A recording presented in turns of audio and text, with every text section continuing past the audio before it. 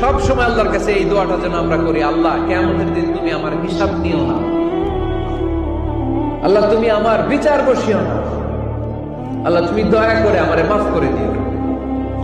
আল্লাহ যার বিচার করবেন ও জাহান্নামে যাবে, আর যার বিচার করবেন না সে জান্নাতে যাবে।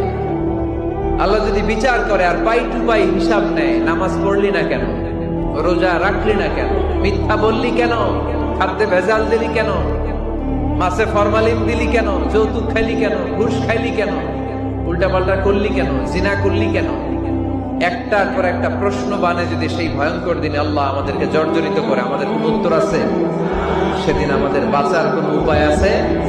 তাই আমরা সবাই আল্লাহর কাছে দোয়া করবো, আল্লাহ কোনো বিচার টিচার মানি না, কোনো বিচার করতে পারবো না, দয়া করবা। কথা কয় না? কি করবে? এবার আওয়াজ করে বলেন, বিচার চান না দয়া চান?